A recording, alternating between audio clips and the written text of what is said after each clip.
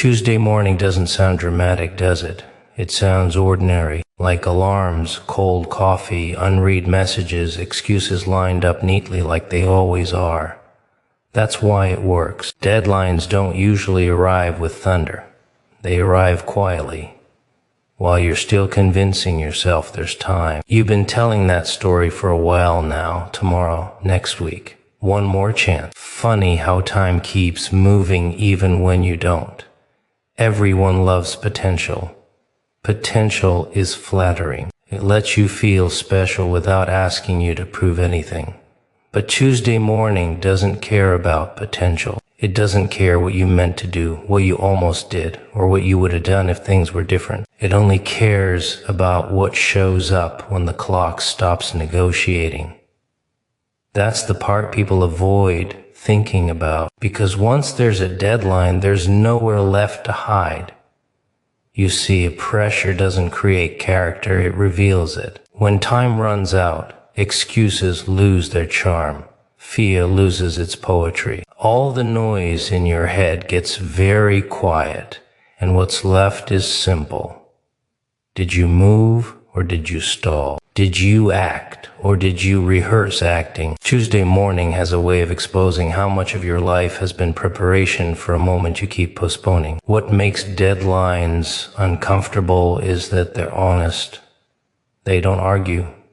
They don't explain themselves. They don't care how overwhelmed you felt or how unfair the timing seems. They just arrive and wait. And in that waiting, they hold up a mirror, not to who you say you are, but to who you've been practicing being every day you chose comfort over courage. You've had warnings before, quiet ones, late nights where you knew something needed to change, mornings where you felt that pressure in your chest and pushed it aside because distraction was easier. You called it patience. You called it strategy. Sometimes you even called it faith. But deep down, you knew it was delay wearing a smarter outfit. Tuesday morning strips all that away. No symbolism, no metaphors. Just a line in the sand drawn by time itself. Step forward or stay exactly where you are. And staying still is a choice no matter how politely you dress it up. The world doesn't pause because you're unsure. Opportunities don't reschedule themselves because you're afraid of failing publicly. The funny thing is, you don't actually need more time. You need fewer lies. Lies about being ready someday. Lies about conditions needing to be perfect. Lies about motivation magically appearing. Deadlines don't motivate you. They expose whether you were ever serious to begin with. Tuesday morning isn't threatening you, it's clarifying you. It's asking one simple question without raising its voice. Are you finally going to do the thing you keep talking about? Or are you going to protect the version of yourself that never risks being wrong? Because once that morning comes, whatever you choose will stop being a thought and start being a pattern. Ordinary deadline carry the most power because they sneak up on you while you're busy thinking everything is under control. They don't arrive with fanfare or dramatic music. They don't knock on your door with warnings and reminders. They just exist quietly. A line drawn in time that refuses to move for anyone's convenience. Most people ignore deadlines until they're shouting, until panic sets in, until the weight of inevitability crashes down. But the quiet ones, the seemingly insignificant ones, are the real tests. Tuesday morning is one of those. It's just a day, yet it holds more truth about your discipline, courage, and honesty than any motivational speech ever could. At first, a deadline like that seems trivial. Tuesday morning, that's just a day in the week. There's time, right? You've been thinking this way your whole life. You've convinced yourself that tomorrow always exists, that opportunity has flexibility, that your best work doesn't need urgency because quality will speak for itself eventually. That's the lie ordinary deadlines expose. The moment you recognize that time doesn't negotiate, the ordinary becomes extraordinary. The quiet pressure becomes impossible to ignore. Deadlines are simple, but humans are complex. We complicate everything because complexity masks fear. We layer excuses over procrastination.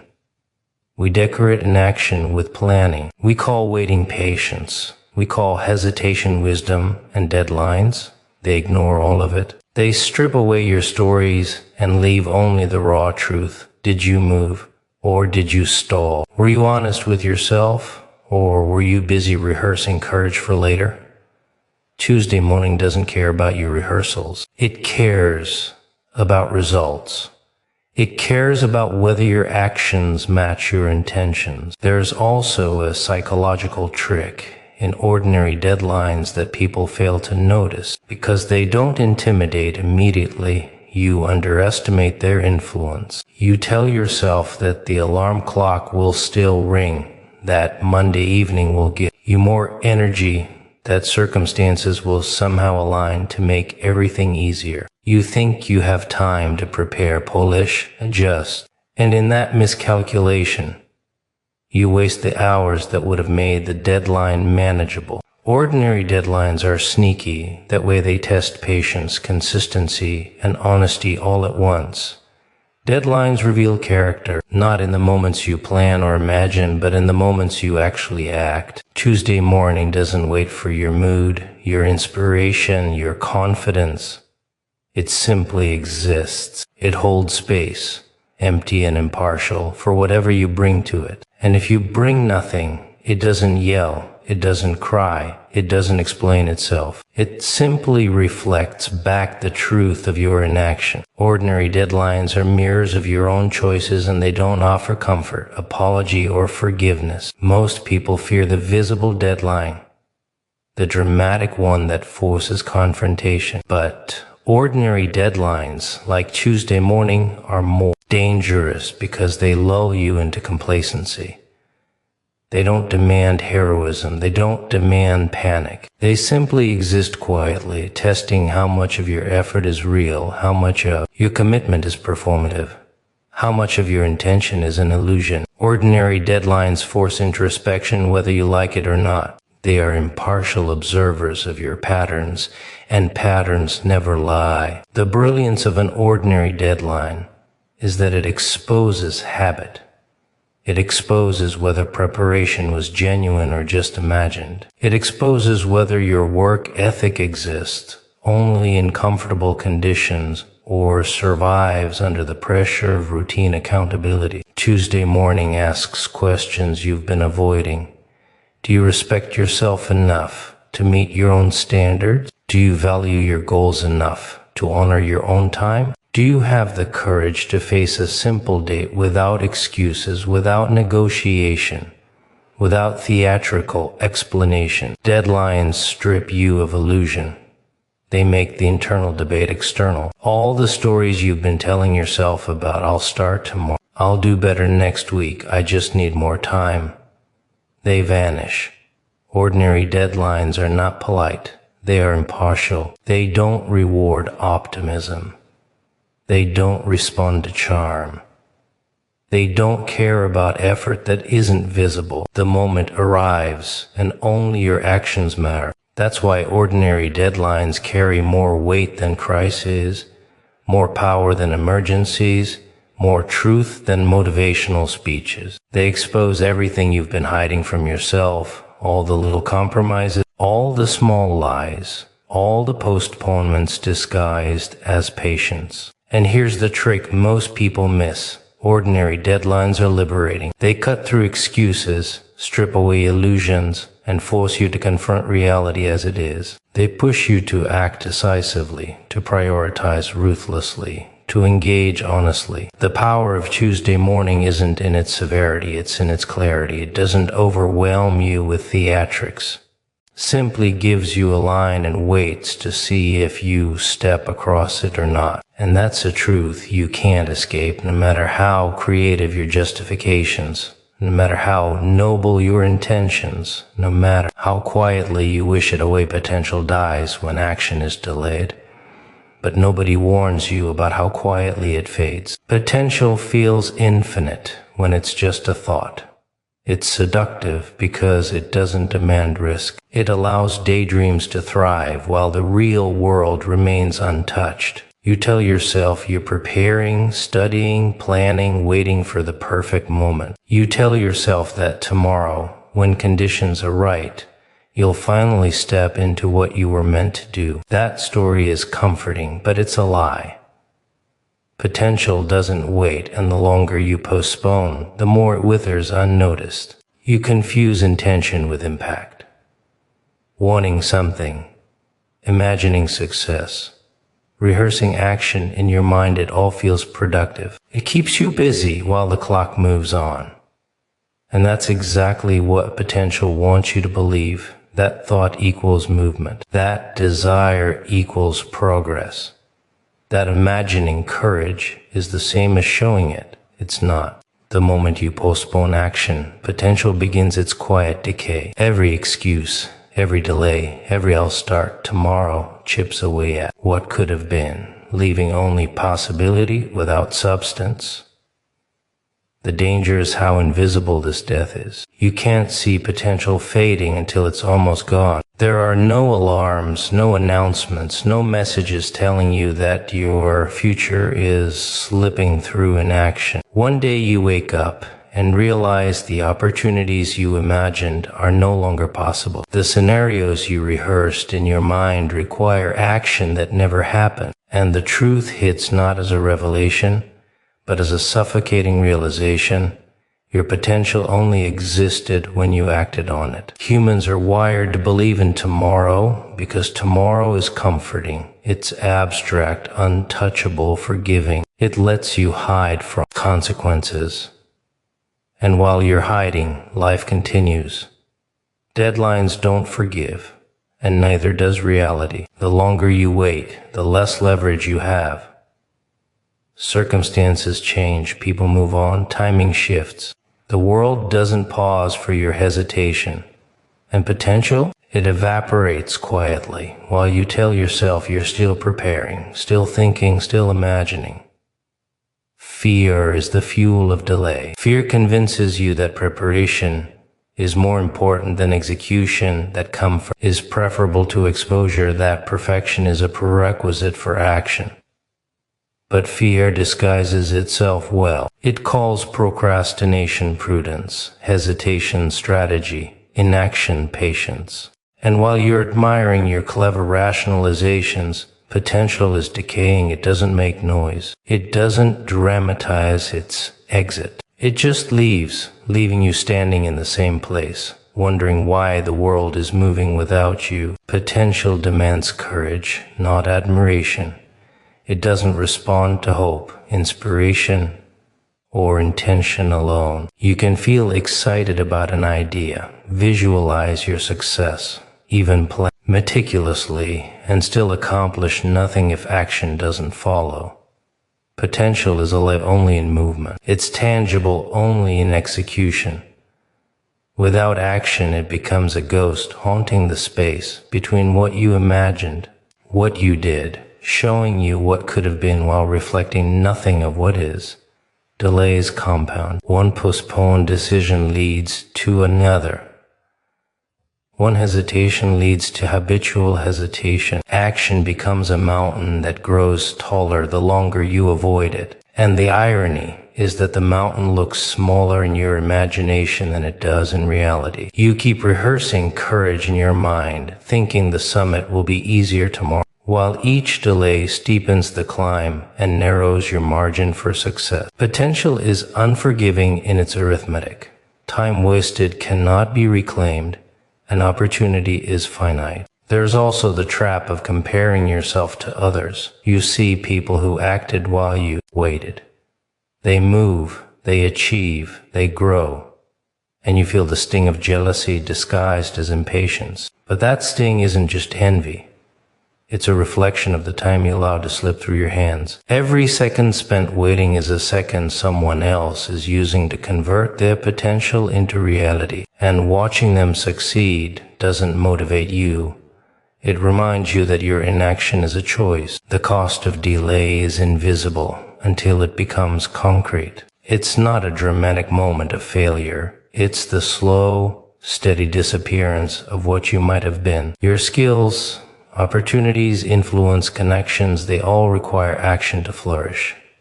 Potential alone can't cultivate them. Ideas without execution remain dreams. Plans without motion remain paper. And the longer you wait, the further the world moves from the version of you that could have acted in time. Action is the lifeline of potential. It's the bridge between thought and reality, between possibility and impact. Every small decision, every step forward, every choice to engage rather than hesitate sustains potential. But hesitation is seductive because it feels safe. It offers comfort while the clock ticks, offering the illusion of progress while the world is moving without you. And eventually, the stark truth becomes undeniable.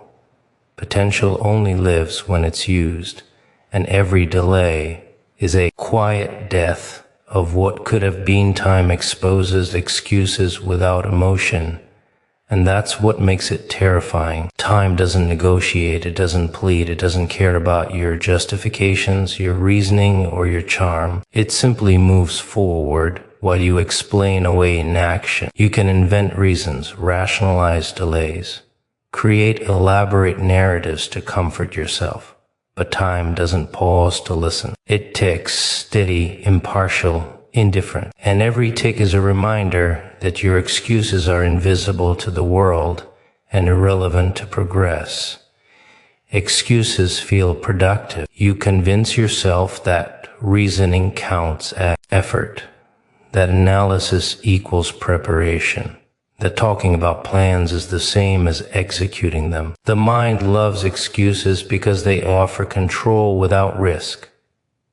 They give a sense of movement without requiring action. You can rehearse courage endlessly, but time only recognizes what actually happens. And that's where excuses collide with reality, in the space where nothing changes despite all your explanations. Time doesn't reward intention. It doesn't care about how much you wanted to act, how much you planned, or how clever your justifications are. It only cares about outcomes produced in the present moment. Every excuse that delays action diminishes opportunity, and that loss is silent. You don't feel it immediately because excuses cushion the impact, but eventually time's impartiality becomes undeniable. The moment arrives when no rationale can alter the fact that nothing was done. There's a subtle cruelty to excuses because they masquerade as wisdom. I'll wait for the right moment. I need to prepare more. I'm not ready yet. They sound reasonable, even strategic. They make you feel responsible, thoughtful, deliberate. But in reality, they are procrastination dressed in rhetoric, comforting you while the deadline tightens, while opportunities slip through fingers that were too busy justifying hesitation. Time sees through the polish of reasoning, and that's what makes it relentless. Excuses also distort perception of effort. You can feel busy, productive even, while making no real progress. Planning, organizing, thinking, imagining, they all count for something internal, but externally, they are invisible to the forces that determine results. Time doesn't reward narrative skill, it rewards action. You can tell the story of how hard you tried, but the story doesn't alter outcomes. And as time passes, the gap between what you claim and what you achieve grows, making it harder to close. One of the cruelest aspects is that excuses are contagious. They spread internally, convincing you that delay is acceptable, and externally, as people around you may adopt the same rationale, normalizing inaction. Society encourages reasoning for postponement, glorifies preparation without execution, and romanticizes patience. But the clock doesn't adapt. It doesn't conform to perception. Time is a silent, impartial witness to your choices, and it doesn't reward stories, only consequences. Time exposes excuses not dramatically, but gradually, with accumulated precision. Each postponed task, each deferred responsibility, Each moment of hesitation builds upon the last. Eventually, you can measure the distance between intention and action, and it becomes stark. The pattern of delay becomes undeniable.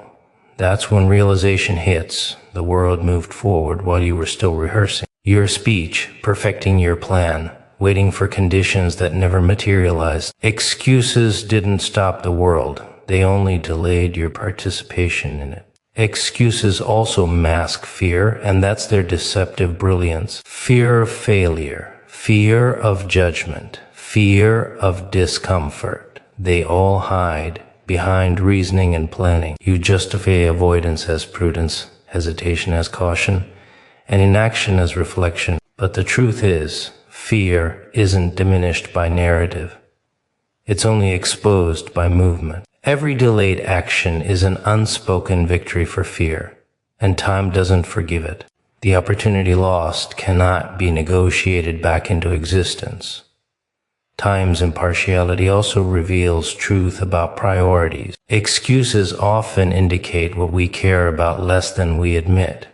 If something is important, you act despite discomfort. If something is essential, you find a way to engage regardless of risk. Excuses are evidence that something isn't being treated with the urgency or respect it deserves. Time, indifferent and consistent, exposes this mismatch between claimed value and actual behavior with brutal clarity. Eventually, you notice a pattern. The things you postpone are often the ones that matter most. The small, convenient tasks get done without hesitation, but the big, challenging, essential work waits behind walls of excuses. Time doesn't care about the narrative complexity, it only measures execution. And every tick of the clock silently announces what the excuses cannot. That delay is choice, and choice has consequences. Time exposes excuses without emotion because it is not human.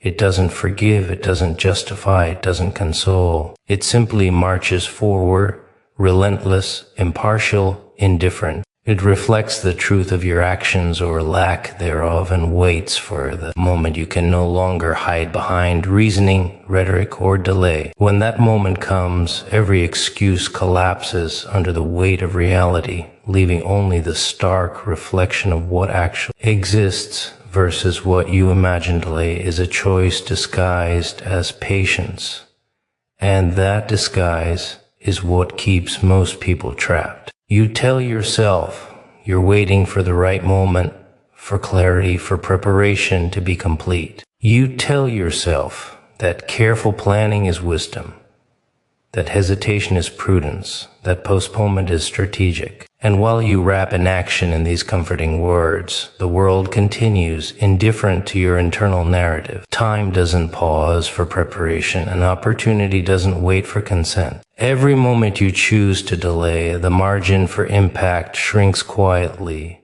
imperceptibly, until one day you wake up and realize the chance has slipped away. Delay feels safe. It cushions you from failure, from exposure, from responsibility. There's a certain allure in staying behind the threshold, peeking out at possibility without stepping across the line. You imagine control, as if choosing when to act gives you power over outcomes. But that control is an illusion. Delay only gives the appearance of control while it robs you of momentum. Every postponed step allows inertia to set in, convincing you that standing still is equivalent to moving forward. And in that deception, courage becomes more distant and fear more familiar. People glorify patience because it sounds virtuous. They claim waiting is strength, deliberation is intelligence, and endurance is maturity. But patience is only noble when it has purpose. Waiting without reason is delay. Delay dressed as patience convinces you that you're noble, that you're disciplined, that you're acting strategically, when in reality you're merely avoiding discomfort. You've redefined inaction as virtue, and in that redefinition, every missed opportunity feels justified, every unmade move feels excusable, and every moment of hesitation feels deserved. Delay also magnifies anxiety while disguising it. You believe you're preparing for a future moment, but every postponed action creates an accumulation of pressure. The tasks you avoid don't disappear, they grow heavier, more urgent, and more unavoidable. And yet, while you feel this weight, you rationalize it. You make lists, set reminders, rehearse scenarios, and convince yourself that you are actively managing time, when in reality, you're merely rehearsing courage without applying it. Anxiety becomes the echo of postponed action, a subtle reminder of your choice to remain in the safe space of inaction. The trickiest part of delay is that it cultivates the illusions of progress. You can feel busy. You can plan, think, imagine, and strategize.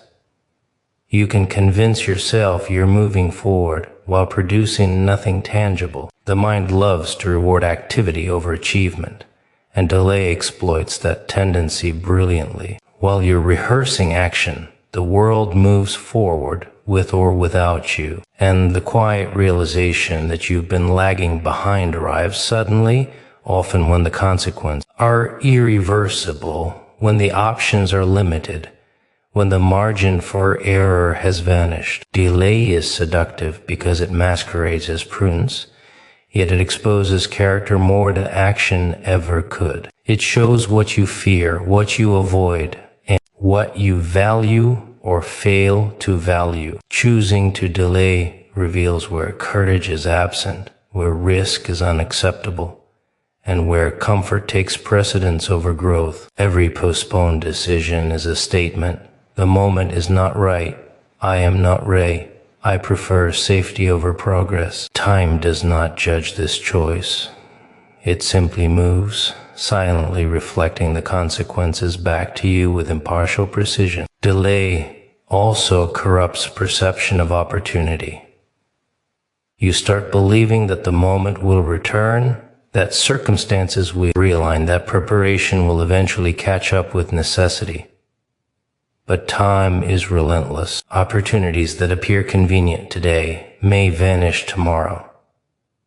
The world does not synchronize with your hesitation. Every moment you wait, the probability of success diminishes, and the comfort of delay becomes a trap. The gap between potential and action grows, leaving you with the haunting realization that the future you were waiting for existed only in theory, not in practice. There is a false narrative that delay is safe because it avoids immediate risk.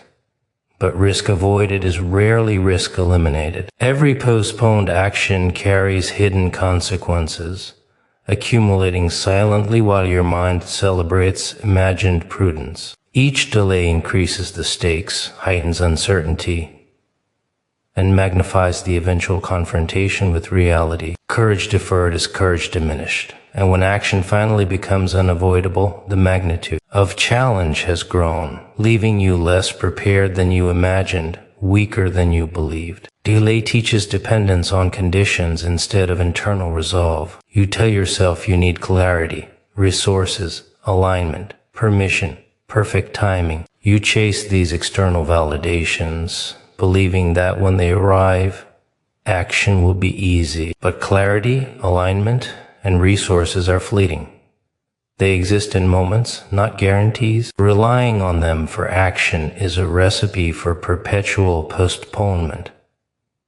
The person who acts despite imperfect conditions is the one who converts potential into reality, while the one who waits becomes a witness to a world moving forward without them. Every choice to delay is also a choice about identity. You define yourself through inaction as much as you define yourself through movement. Choosing hesitation over engagement signals fear, avoidance, and reliance on circumstance rather than agency. It is a declaration, I am not yet ready to confront reality on my terms, so I will wait for reality to bend to me. Time does not bend. It is impartial, relentless, indifferent, and every tick reminds you that delay is always a decision, not a pause, and that decision has consequences that cannot be unmade. Fear hides behind preparation, and it does so with remarkable subtlety. cloaked in the language of prudence, strategy,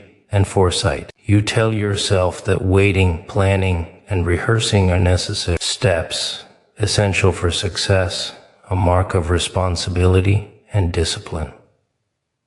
And on the surface, it sounds reasonable. After all, preparation is important. But the truth is that fear uses preparation as camouflage, keeping you busy while it quietly prevents you from moving forward. You are performing the appearance of readiness while avoiding the reality of action. Preparation feels productive, and that is exactly why it is so seductive. You can measure it, you can quantify it, you can tick boxes on lists that give you the illusion of progress. You can rehearse conversations, plan scenarios, and gather information endlessly, all while doing nothing that actually advances your goals. It feels like doing something because you are doing something tangible. But the substance is hollow, the work is for show, and the clock continues to tick, indifferent to your efforts at self-deception. Fear dresses itself as rationality.